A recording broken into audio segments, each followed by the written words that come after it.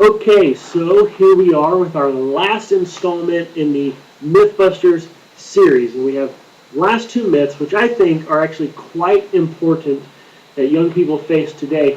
The first one is the love at first sight myth.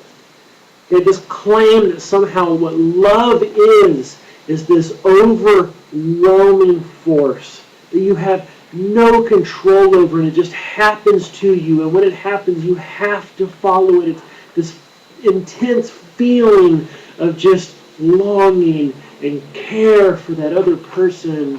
And that might be true for attraction. You know, the force of being attracted to someone. But that's not what the Bible says love is.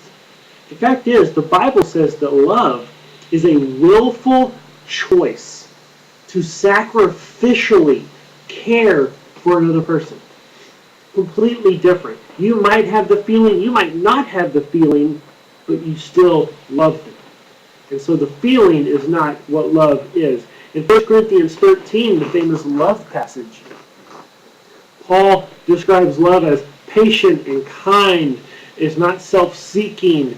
It is not rude. It does not keep a record of wrongs done. It does not rejoice in evil. All of these things, if you look at them, are actions. They're choices. These are not feelings-based descriptions. Love is more than a feeling. It is an action. In John 13, verse 34, Jesus says, "A new commandment I give you. Love one another. As I have loved you, love one another." And how did Jesus love? He loved so much that he laid down his own life for our good and our benefit. That's what love is. A sacrificial giving of yourself to someone else. It's not this feeling where you just go, oh, I must be with that person. That's not what love is. Love is a choice to sacrifice and care for another person. Now you have this Lone Ranger myth, this idea that to be a Christian, you could say, I have my Bible, I can study on my own and pray on my own. I don't need to go to church.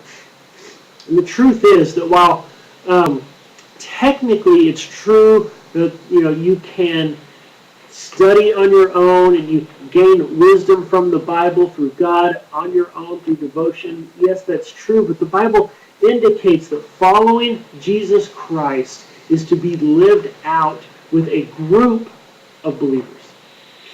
In Hebrews 10, 24 and 25, it says that we are to encourage one another, that we're to stir each other up to doing good works, and that we are not to give up meeting together, but that we are to do this encouraging and this stirring up.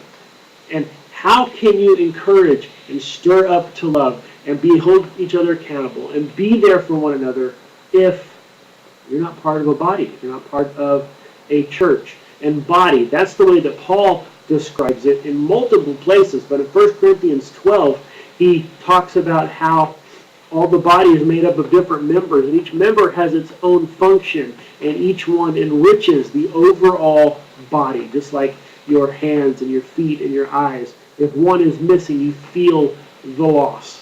In verse 21, it says, what can the eye say to the hand, I have no need of you? Or the head to the foot? No.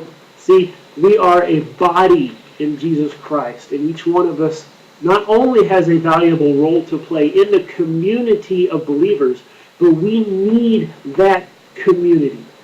Not only do they need us, we need them. We are meant to walk together in community. There is a list. You could probably Google it and find it. The one another commandments. In the New Testament, there are, I think, something like 50, 60 commandments that are given that we are to do for one another. It is specifically talking to Christians in the context of other Christians.